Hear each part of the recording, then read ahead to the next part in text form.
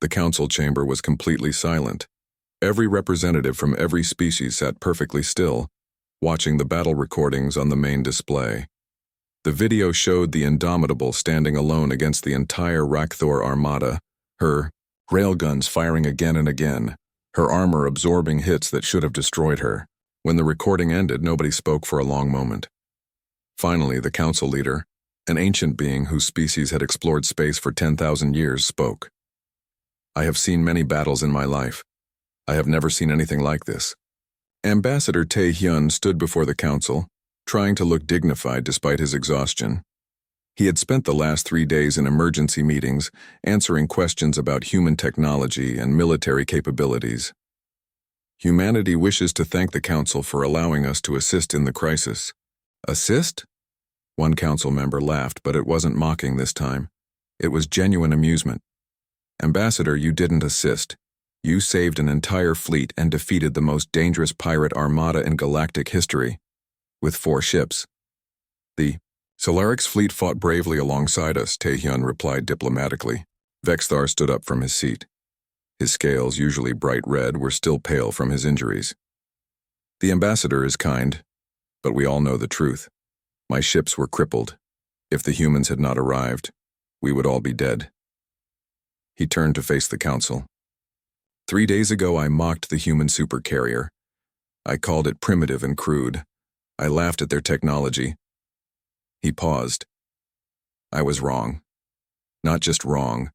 I was a blind fool who couldn't see the truth in front of my eyes. The humans build differently than we do," Kremoth added, his mandibles clicking thoughtfully. "I have spent the past 3 days studying their engineering philosophy. It is fascinating. Where we seek elegance and efficiency, they seek reliability and redundancy. Where we use sophisticated systems, they use simple ones with multiple backups." "Simple?" Another council member sounded skeptical. "Simple in concept," Kremoth clarified. "Not in execution. Their armor plating, for example. It looks basic, but it is actually an incredibly sophisticated combination of materials and geometries designed through centuries of warfare. Their kinetic weapons are simple projectiles, but the targeting computers and acceleration systems are remarkably advanced." Captain Dae-jung entered the chamber, wearing his formal uniform. He still had bandages on one arm from the battle. Lieutenant Hana and Commander Sungmin walked beside him, along with Dr. Bora and pilot J1. The entire council stood up. It was an unprecedented gesture of respect. The council leader gestured for them to come forward. "Captain Dae-jung, the Galactic Council owes humanity an apology. We judged you by appearance rather than capability. We saw your technology and assumed it was inferior because it was different from ours. We're used to being underestimated," Dae-jung replied with a slight smile. "It sometimes works in our favor." "I imagine it does," the council leader said. "Captain, the council has voted. Humanity is granted full membership status, with all rights and privileges. Furthermore, we would like to request your assistance in upgrading our defense forces." Murmurs of agreement rippled through the council. Admiral Jiwoo stepped forward. "We would be honored to work with the council, but I think we have much to learn from each other. Your energy shield technology is remarkable. Your faster-than-light engines are more efficient than ours. Your medical scanners are incredibly advanced. A partnership, then," the council leader said, "combining our different approaches to technology." "That would be acceptable," Jiwoo replied. Vexthar approached Captain Dae-jung after the formal meeting ended. "May I ask you something?" he said. "Of course." "When my fleet was under attack, you came to help us even though we had mocked you, even though the council had rejected your application for membership. Why?" Dae-jung considered the question carefully. "Because it was the right thing to do. We don't help people because we expect something in return. We help because that's what decent beings do." "Your species must be very different from ours," Vexthar said quietly. "Maybe," Dae-jung replied. "Or maybe we're not so different. Maybe we've just learned different lessons from our histories." Over the following weeks, things changed rapidly. Human engineers worked alongside galactic technicians, sharing knowledge and techniques. The results were remarkable. Commander Sung Min stood in a shipyard, watching as a Solarix cruiser was being retrofitted.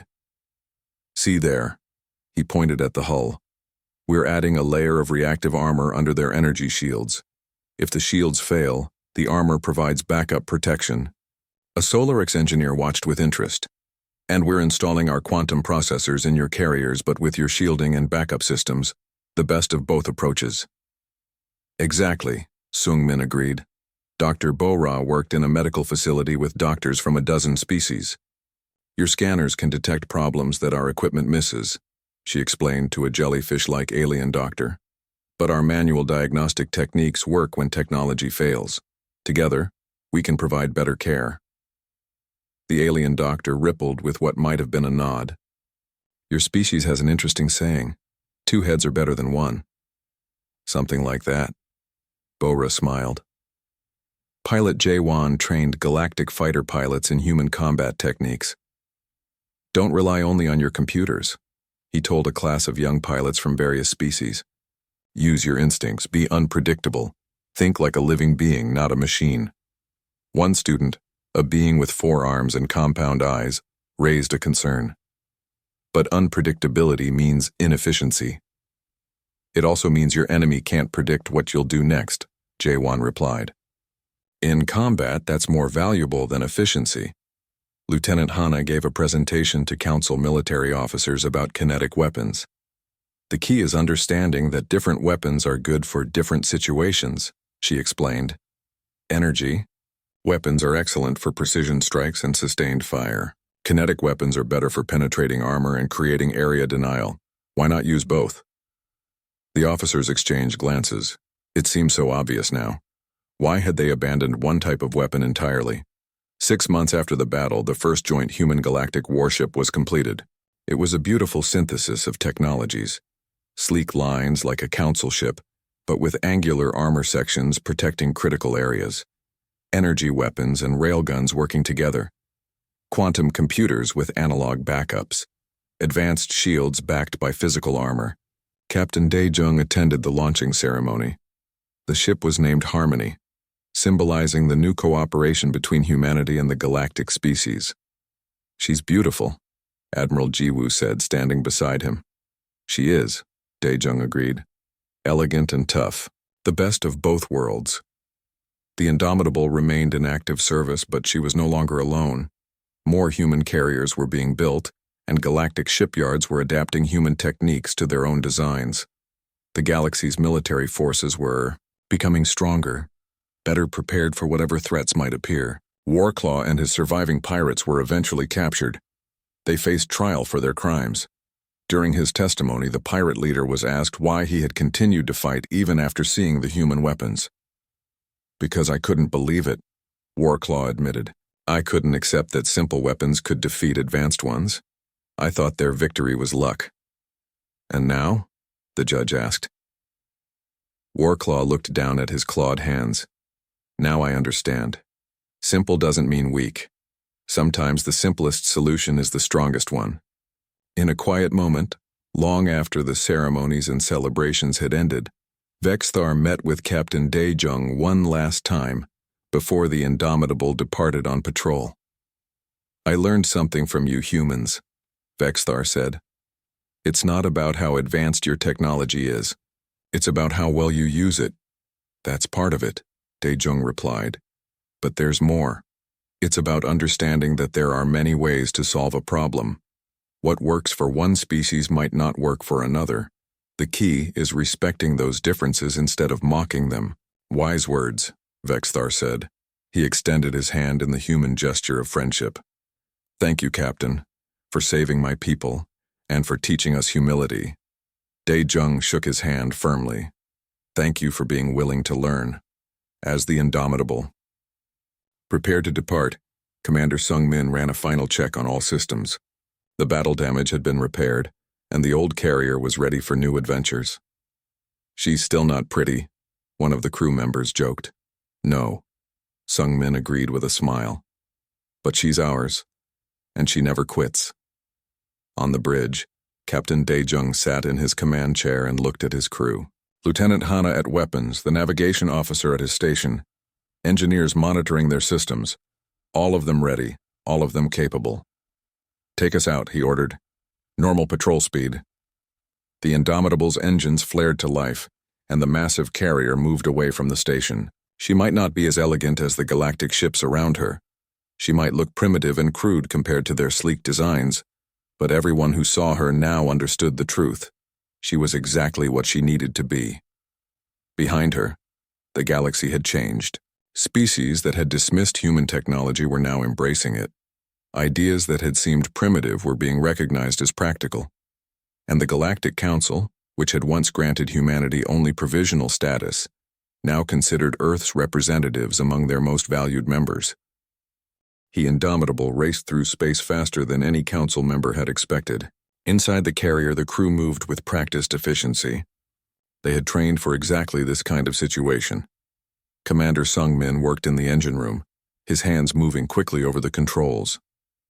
The massive fusion reactors hummed with power, pushing the ship forward at incredible speed. He had spent 20 years maintaining these engines, and he knew every bolt and wire. "Power output at 115%, called out one of his engineers. Sung Min nodded. "Keep it there. We need every bit of speed we can get." On the bridge, Captain Dae-jung studied the tactical display. The Rakthor swarm was still attacking the Solarics fleet. The display showed red dots swarming around blue ones like wolves around wounded prey. "How long until we arrive?" he asked. 23 minutes, replied the navigation officer. Lieutenant Hana was already preparing the weapon systems. Her fingers danced across her console, bringing up data on the enemy ships. "The Rakthor use hit-and-run tactics," she said. "Fast ships with energy weapons and electromagnetic pulse bombs. They're designed to disable enemy systems and then board the disabled ships." "How many ships?" Dae-jung asked. 42 confirmed contacts, Hana replied. "Maybe more." Behind them, several Galactic Council observers watched nervously. They had insisted on staying aboard to witness what would happen. Vexthar was there, his red scales gleaming under the bridge lights. Kremoth stood beside him, his insect eyes watching everything. "You're really going to fight them?" Vexthar asked. He sounded uncertain now, not mocking like before. "That's why we're here," Dae-jung said simply. "But your ship, it's not designed for this kind of battle," Vexthar continued. "The Rakthor will swarm you. Their energy weapons will overwhelm your defenses." Sung Min's voice came over the intercom.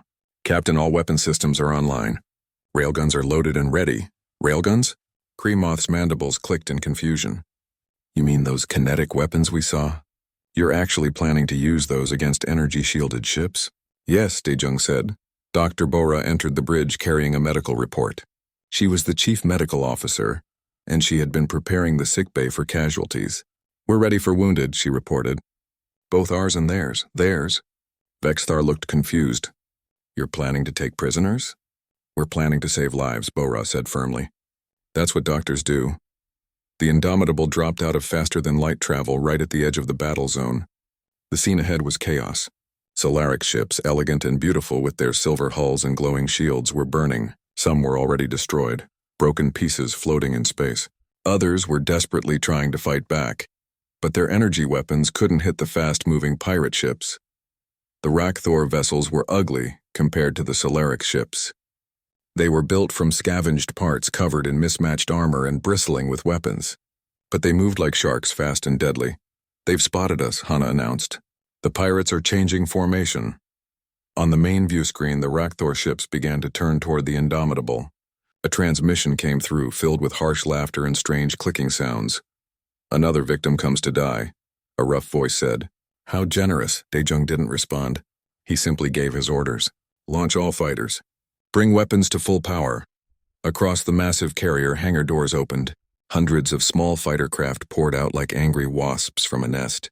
Each fighter had a human pilot inside, their hands on the controls, ready for combat. Pilot Jae-won led the first squadron. He was young and confident, his fighter streaking ahead of the others. "All wings, form up on me," he called over the radio. "Let's show these pirates what real flying looks like." The Galactic Council observers stared in shock. "You're using manned fighters?" Vexthar asked. "Why not drones? Automated systems are far more efficient." "Because machines can't think like humans can," Dae-jung replied. "They can't adapt or improvise. The Rakthor fleet charged toward the Indomitable, confident and aggressive. There were so many of them, and the human carrier looked slow and clumsy by comparison. The pirates fired their energy weapons, brilliant beams of light that could melt through most ship hulls in seconds. The beams hit the Indomitable's armor, and nothing happened.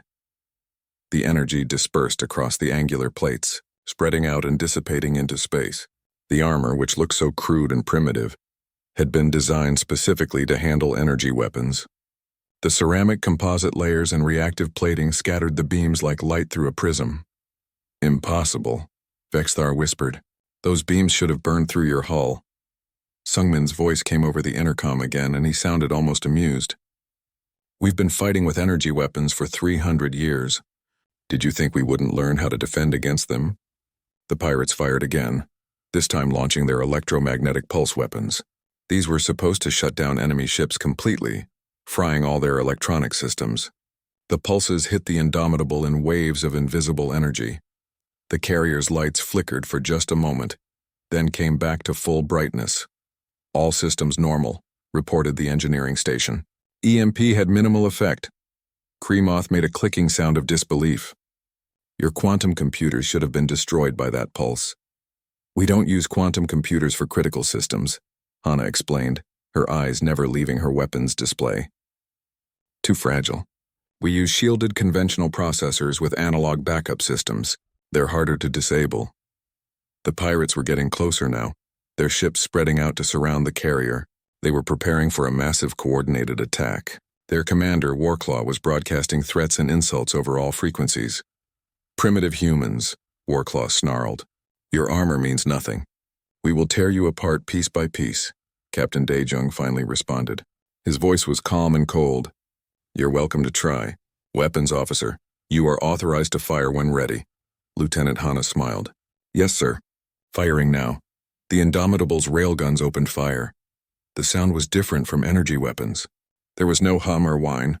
Instead, there was a deep, powerful boom that resonated through the entire ship. The magnetic rails accelerated tungsten slugs to incredible speeds, launching them at 5% of light speed. The first salvo hit 3 pirate ships simultaneously. The results were devastating. The tungsten slugs, each weighing 200 kilograms and moving at 15,000 kilometers per second, simply punched straight through the pirate vessels. Energy shields designed to stop or deflect energy beams did absolutely nothing against solid matter moving that fast. The 3 ships exploded. Not burned or disabled, completely destroyed. The Galactic Council observers stood frozen in shock. What was that? Vexthar managed to say. Kinetic weapons, Hana replied, already targeting the next group of pirate ships. You called them primitive, but there's no shield in the galaxy that can stop solid matter at relativistic speeds. The railguns fired again, and again. Each shot destroyed or crippled a pirate vessel.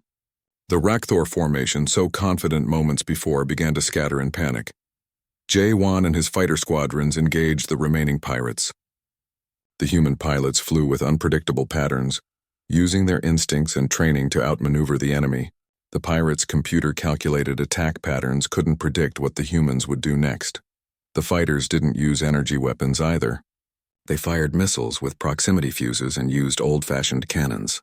The pirates' point defense systems, calibrated to intercept laser beams, couldn't track the missiles properly. More pirate ships exploded or went dead in space.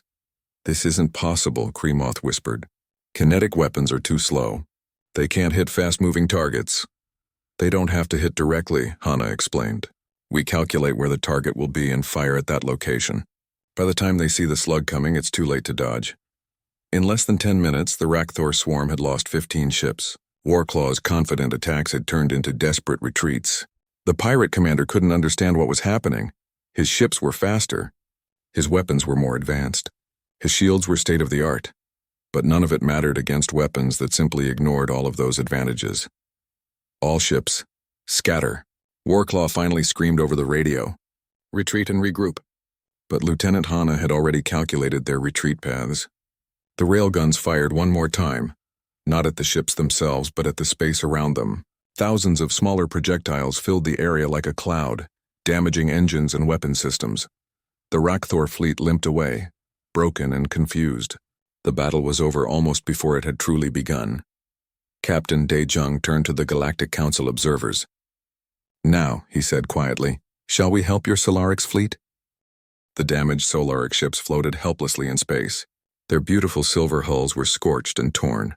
Some were venting atmosphere, leaving trails of frozen gas behind them. The surviving crews were trying desperately to make repairs, but many systems were completely destroyed. Captain Dae-jung stood on the bridge of the Indomitable, watching the tactical display. Medical teams prepare to board the damaged vessels. Engineering crews get ready to assist with repairs. Dr. Bora was already organizing her staff. Within minutes, small shuttles launched from the carrier, heading toward the wounded Solarix ships. Each shuttle carried medical personnel, equipment, and supplies. Vexthar watched this with an expression that was hard to read. His people were dying on those ships, and the humans he had mocked just hours ago were now rushing to save them. "Why are you helping us?" he asked quietly. Dae-jung looked at him. "Because that's what we do. When people need help, we help them." One of the Solarix cruisers was in particularly bad shape. Its hull had been breached in multiple places, and its power systems were failing. Dr. Bora's shuttle docked with it carefully, and her team rushed inside wearing protective suits. The interior of the ship was a disaster. Injured Solarix crew members lay everywhere. Some were unconscious. Others were trying to help their wounded comrades despite their own injuries. The elegant design of the ship, with its smooth walls and sophisticated systems, had become a death trap. When the power failed, so did everything else. "Get the emergency lights set up," Bora ordered. Her team quickly deployed portable lighting systems, simple battery-powered units that the humans had brought with them. Within seconds, the dark corridors were illuminated. A Solarix officer approached, his scales pale with pain and shock. "Your medical technology, will it work on us?" he asked. "Our biology is very different from yours." Bora smiled reassuringly. "We studied all the major species before coming to the council station. We're prepared." She gestured to her team. "Start triage. Critical cases first." The human medical teams moved quickly and efficiently. They used simple but effective methods. Pressure bandages to stop bleeding, splints for broken bones, oxygen masks for those struggling to breathe. Nothing fancy or high-tech, but it all worked. One of the Solarix medical officers watched in amazement. "These techniques, they're so basic, but they're working better than our automated medical systems." "Sometimes basic is better," replied one of the human medics. "Fancy equipment is useless when the power goes out. But bandages and medicine work anywhere." Meanwhile, Commander Sung-min led the engineering teams to the damaged ships. They brought tools, spare parts, and welding equipment. When they saw the Solarix ship's damage, several of the engineers shook their heads. "Their power systems are completely integrated," one engineer said. "When the main reactor failed, everything connected to it failed too." "No backup systems," Sung-min nodded grimly. "Start installing our portable generators. They'll at least keep life support running until proper repairs can be made." The portable generators were simple fusion batteries, each about the size of a large suitcase. They were old technology by galactic standards, but they were reliable and self-contained. The human engineers connected them to the Solarix ship systems, providing emergency power. Lights came back on. Air circulation resumed. Communication systems restarted. On the Indomitable's bridge, more Rakthor pirate ships appeared on the long-range sensors. These weren't retreating. They were regrouping, gathering reinforcements. Lieutenant Hana studied the display carefully. "Captain, we have a problem. The pirates are calling in their entire fleet. I'm counting at least 100 ships now, maybe more."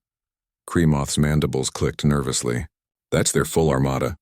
They've never deployed that many ships at once before." "They're angry," Dae-jung said calmly. "We embarrassed them. Now they want revenge." A transmission came through. It was Warclaw again, his voice full of rage. "Human vessel, you will pay for what you've done. I am bringing my entire fleet, including our dreadnoughts. You cannot stand against such power. Surrender now, and perhaps I will make your deaths quick." Dae-jung considered for a moment, then replied, "No, that was all he said. Just one word." Warclaw roared in fury, and the transmission cut off. Admiral Jiwoo entered the bridge, looking concerned. "The council has ordered us to retreat. They say we've done enough and there's no point in sacrificing ourselves. What do you think?" Dae-jung asked. Jiwoo smiled slightly. "I think the council doesn't understand humans very well." "No," Daijung agreed. They don't. He turned to Vexthar. Your ships are damaged and your crews are wounded. You should move to a safe distance. We'll hold the pirates here. Vexithar's eyes widened. You're staying? Against 100 ships? That's suicide. Maybe, Daejung said. But we don't abandon people who need protection. This is insane, Kremoth said. Your ship is powerful, but even you cannot fight an entire armada. Lieutenant Hana looked up from her station. Captain, the other carriers are responding. Defiant, Resolute, and Tenacious are changing course. They'll be here in 3 hours. 3 hours, Daejung repeated. We just need to hold for 3 hours. The Galactic Council observers looked at each other. They had spent the entire day mocking human technology and human capabilities.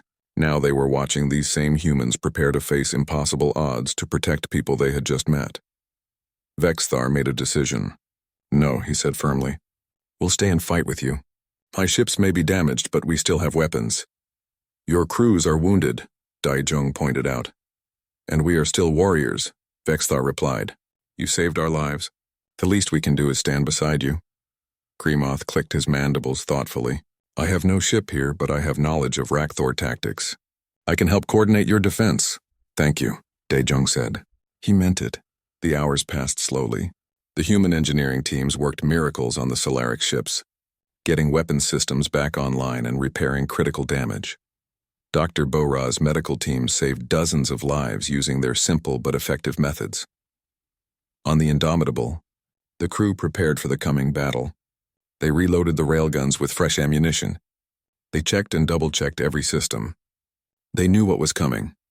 Pilot Jaewon gathered his squadron leaders in the briefing room. All right, people. We're going to be outnumbered at least 20-1, maybe worse. So a normal Tuesday then? One pilot joked and others laughed nervously. Jaewon grinned. Exactly. Remember your training. Stay unpredictable. Trust your instincts and watch each other's backs.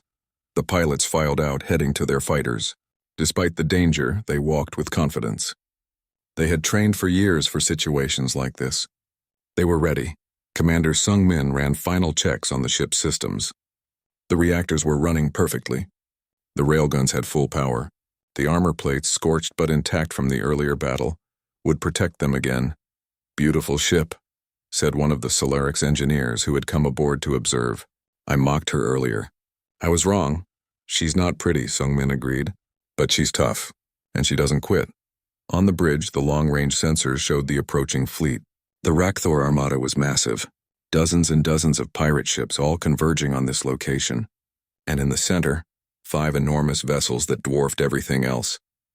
Those are their dreadnoughts, Kremoth said quietly. Ancient warships from the old empire. Each one has enough firepower to destroy a city. How old? Anna asked. 3,000 years, Kremoth replied. But still functional. The Rakthor found them drifting in dead space and restored them. Daejung studied the display. 5 dreadnoughts and over 100 support ships, against 1 carrier and a handful of damaged cruisers. The other carriers will be here in 90 minutes, Admiral Jiwoo noted. Then we hold for 90 minutes, Daejung said simply. The Rakthor fleet dropped out of faster-than-light travel at the edge of weapons range. They formed up in a massive wall, spreading across space like a dark cloud. Warclaw's voice boomed over all frequencies. Humans! I gave you a chance to surrender. You refused. Now you will die slowly, and I will take your primitive ship as a trophy. Captain Daejung picked up the communication microphone. When he spoke, his voice was calm and steady. We're not going anywhere. If you want this ship, come and take it. The Rakthor armada began to advance. On the Indomitable's bridge, nobody spoke. They watched the enemy fleet approach, 100 ships against their 1. The odds were impossible, but humans had never cared much about odds. All stations report ready, Lieutenant Hana said quietly. Fighters launched and in position, Jaewon reported over the radio. Engineering standing by, Sung Min added. Daejung nodded slowly. Then let's show them what happens when you underestimate humanity. He took a breath. All weapons, fire at will. The deep booming sound echoed through the Indomitable as 6 massive tungsten slugs launched into space. They were invisible to the naked eye, moving far too fast to see. But their impact was anything but invisible. 6 pirate ships exploded simultaneously, torn apart by projectiles that hit with the force of small nuclear weapons. metal and debris scattered in all directions. The Rakthor fleet paused, surprised by the sudden violence. Then they resumed their advance, spreading out to avoid giving the humans easy targets. "They're learning," Lieutenant Hana noted. "They're not clustering together anymore." "Doesn't matter," Captain Daejung replied. "We don't need direct hits." Hana smiled and adjusted her targeting. This time, when the railguns fired, they didn't aim at ships. Instead, they fired at empty space ahead of the pirate formation. The tungsten slugs passed through the area at tremendous speed, and then Hana triggered the secondary charges. Each slug split apart, fragmenting into thousands of smaller pieces. Those pieces kept moving at nearly the same speed, creating a vast cloud of deadly projectiles spreading across space. The pirate ships flew directly into the cloud. It was like flying into a storm of razors. The tiny fragments tore through hulls, shredded solar panels, and damaged weapon systems. A dozen ships were crippled in seconds, their crews scrambling to contain the damage. Warclaw roared in fury. "All ships, increase speed. Close the distance. Their weapons can't penetrate our dreadnought's armor." The 5 massive dreadnoughts accelerated, their ancient but powerful engines pushing them forward. Each one was the size of a small moon, covered in thick armor plates that had survived millennia in space.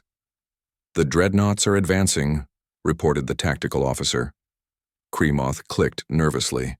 "Those ships survived the ancient wars. Their armor can withstand almost anything. Even your kinetic weapons may not penetrate them." "We'll see," Daejung said calmly. "Hana, target the lead dreadnought. Full salvo." All 6 railguns fired at once, concentrating their fire on a single point on the dreadnought's armor. The slugs hit within microseconds of each other, each impact weakening the armor for the next slug. The ancient armor held, barely. The impacts left deep craters and cracks, but the dreadnought kept coming.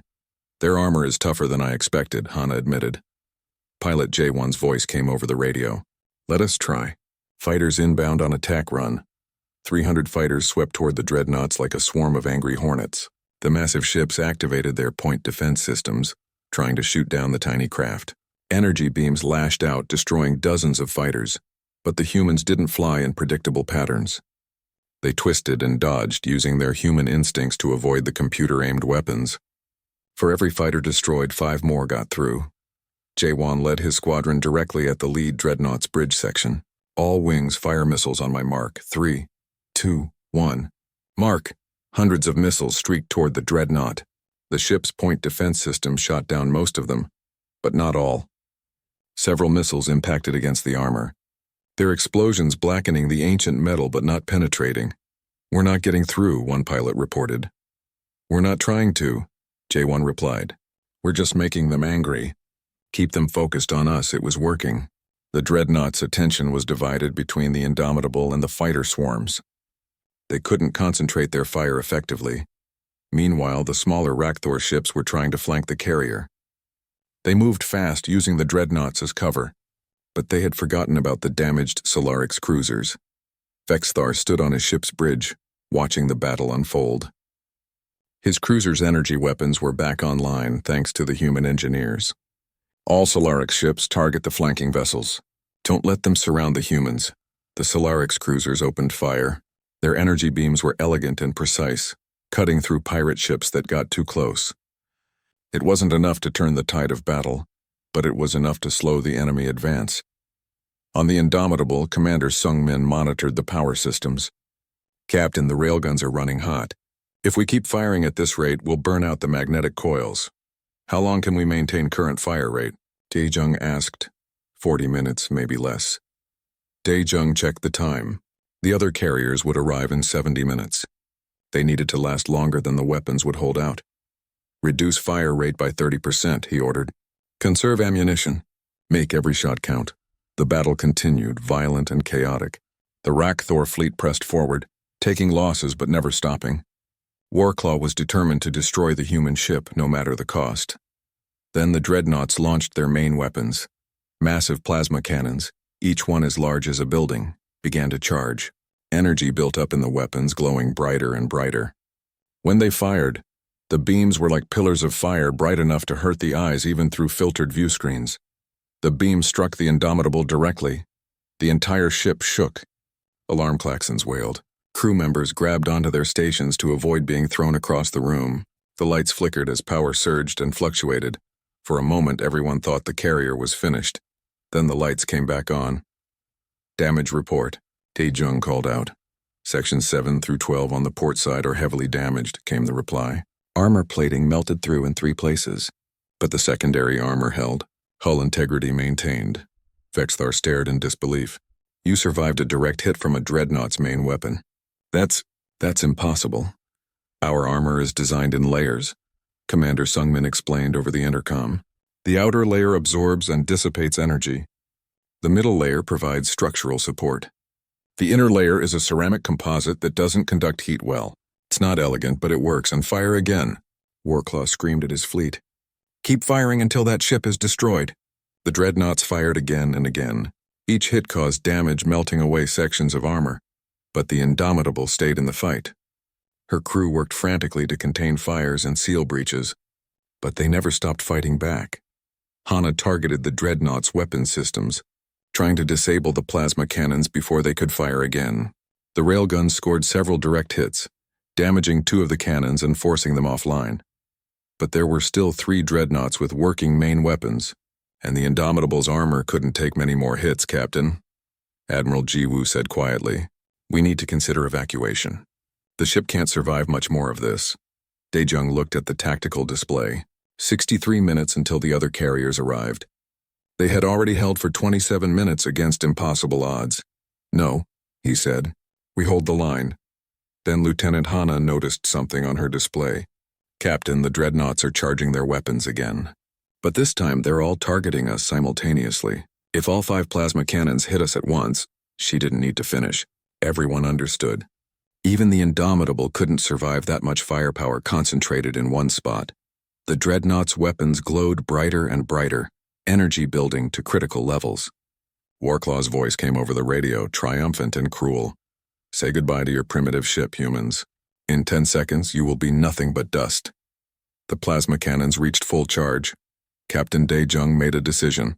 "Hana," he said calmly. "Do we still have those nuclear missiles?" Hana's eyes widened. Then she smiled. "Yes, sir. All 30 of them. Arm them," Dae-jung ordered.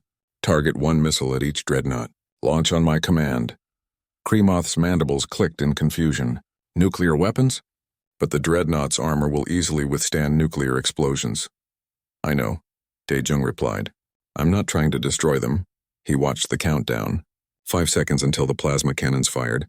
"Launch missiles now." 30 nuclear-tipped missiles shot out from the Indomitable's launch tubes. They streaked toward the dreadnoughts, moving fast but not nearly as fast as railgun slugs. The dreadnought's point defense systems locked onto the missiles and destroyed them instantly. All 30 missiles exploded while still hundreds of kilometers away from their targets. The Galactic Council observers looked confused. The missiles hadn't accomplished anything. Then the electromagnetic pulses hit. Nuclear explosions in space don't create fireballs or shockwaves, but they do release massive amounts of electromagnetic radiation. The pulses washed over the dreadnoughts like invisible waves, and the ancient ship's sophisticated targeting computers, quantum processors, and guidance systems all fried at once. The plasma cannons fired, but their aim was completely off. The 5 massive energy beams missed the Indomitable by kilometers, shooting harmlessly into empty space. "Now," Dae-jung shouted. "While they're blind, railguns target the dreadnought's engines. Fighters attack run on their bridge sections." The Indomitable and her fighters struck hard and fast. With the dreadnought's targeting systems disabled, they couldn't defend themselves properly. Tungsten slugs punched into engine sections, crippling the massive ships. Missiles struck bridge sections, destroying command centers. Within 2 minutes, all 5 dreadnoughts were dead in space, their crews struggling to restore systems using manual backups. Warclaw's voice for the first time showed fear. "All ships retreat. Fall back and regroup." But it was too late. The massive space station hung in the darkness like a jewel. Ships from 47 different alien species floated around it, their hulls gleaming with strange technologies. Some were smooth and silver, others glowed with soft blue light. Energy shields shimmered around them like soap bubbles. Captain Dae-jung stood at the window of his ship, watching the alien vessels. His uniform was simple and dark, Behind him, the bridge of the supercarrier Indomitable hummed with quiet activity. Crew members checked their stations, preparing for what was coming. "They're all watching us," said Lieutenant Hana from her weapons station. She was young but sharp, her eyes constantly moving between displays. "Every single one of them." Dae-jung nodded slowly. He had expected this. Humanity was new to the galaxy, and the other species wanted to see what these newcomers could do. The Galactic Council had invited Earth to show their best warship. This was supposed to be an honor. "Let them watch," Dae-jung said quietly. The Indomitable moved forward slowly. She was enormous, easily twice the size of most ships in the station's orbit. But she didn't look like the other vessels. Where they were smooth and elegant, the Indomitable was covered in thick, angular armor plates. Where they glowed with energy, she was dark gray metal. She looked heavy and brutal, like something built for war rather than space. Admiral Jiwoo stood beside Dae-jung. The older man's face was calm, but his eyes showed concern. "The council meeting starts in 1 hour," he said. "Are you ready for this?" "As ready as we'll ever be," Dae-jung replied. Inside the council chamber, Ambassador Tae-hyun was already waiting. The room was huge, with seats arranged in a circle. Representatives from all the major species sat in their designated areas. Some were tall and thin, others were covered in scales or fur. A few didn't even look remotely human. When the human delegation entered, the room fell silent. Then came the whispers. A large reptilian alien stood up. His name was Vexthar, and he represented the Solarix Dominion. His scales were deep red and his eyes were cold. "So," he said, his voice echoing in the chamber, "this is the famous human warship we've heard about." He activated a holographic display. The Indomitable appeared in the center of the room, rotating slowly. Every detail was visible. Vexthar pointed at the armor plating with one clawed hand. "Look at this design. It's so crude. They're using physical armor plates like ancient warriors used metal shields." He laughed, and several other council members joined him. "We abandoned such primitive methods thousands of years ago. Energy shields are far superior." An insectoid creature named Kremoth clicked his mandibles. "And these weapons," he said, highlighting the ship's gun batteries. "They're kinetic projectile weapons. They throw pieces of metal at their targets." He paused for effect. "We stopped using such weapons in the age of our ancestors. Energy weapons are faster, cleaner, more efficient." More laughter rippled through the council. Ambassador Tae-hyun tried to speak. "If I may explain our engineering philosophy." "Please do," Vexthar interrupted, but his tone made it clear he wasn't interested in hearing explanations. "Tell us why you chose to build a ship that looks like it belongs in a museum." Tae-hyun kept his voice steady. "Humans believe in building systems that work reliably under any conditions. Our armor may look simple, but it won't fail if it gets hit by an electromagnetic pulse. Our weapons may seem primitive, but they don't require exotic materials or excuses," Kremoth said flatly. "You simply lack the technology to build proper ships. It's nothing to be ashamed of. Every species starts somewhere.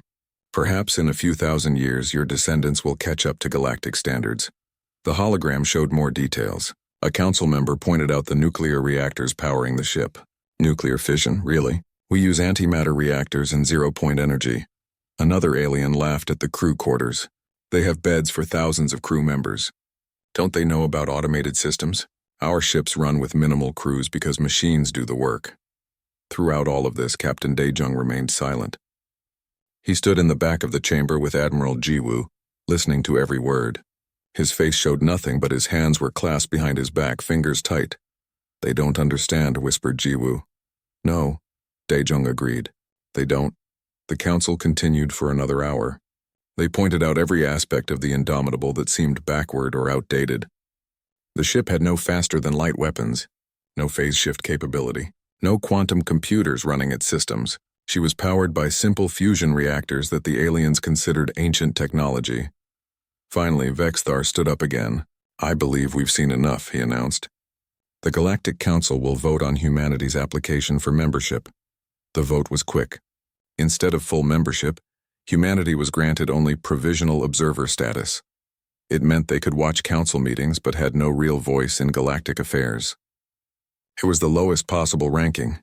"Your species shows promise," Vexthar said, sounding almost kind now. "But you're simply not ready for full participation. Your technology is too far behind." Perhaps in a few centuries we can revisit this decision. Ambassador Taehyun's jaw tightened, but he nodded. We understand. As the meeting began to adjourn, an alarm suddenly echoed through the chamber. Every alien jumped, reaching for their communication devices. Red lights flashed on the walls. A holographic display appeared, showing a distress signal. The transmission was broken and filled with static, but the words were clear enough. This is the Solarix battle fleet. Under attack. Rakthor swarm. Need immediate assistance. Multiple ships destroyed. Requesting any nearby vessels. Vexthar's scales went pale. That's our main patrol fleet in Sector 7, he said, his voice shocked. The Rakthor pirates haven't attacked a military fleet in decades. The council erupted into chaos. Representatives shouted at each other, demanding answers. Someone pulled up a star chart showing the location of the attack. It was in the outer rim, far from most civilized space. Where are our nearest military ships? Demanded another council member. 4 hours away at maximum speed, came the response. The Solarix fleet will be destroyed by then. Kremoth said quietly. There was silence. Every council member looked at each other, but no one had a solution. Their ships were simply too far away. Then Admiral Jiwoo stepped forward. The Indomitable is only 30 minutes from that sector, he said calmly.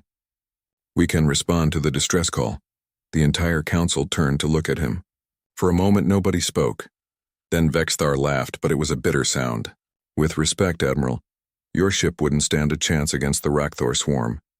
They have over 40 vessels, all equipped with advanced weapons. They'd tear your primitive carrier apart. Nevertheless, Jiwoo replied, we're the only option you have right now. The council members looked at each other uncertainly. Kremoth finally spoke. Very well. It will at least document what happens when primitive technology faces a real threat. Perhaps your sacrifice will provide useful data. Captain Daejung smiled slightly. It wasn't a friendly expression. We'll see about that, he said. He turned and walked toward the exit. Lieutenant Hana and the rest of the human delegation followed him. As they left the council chamber, Hana leaned close. Do they really think we're going to die? She asked quietly. Yes, Daejung said. They do. Good, Hana replied. Let them think that. The Indomitable's engines flared to life, burning bright in the darkness. The massive carrier turned and began to accelerate toward the battle zone, leaving the gleaming alien ships behind.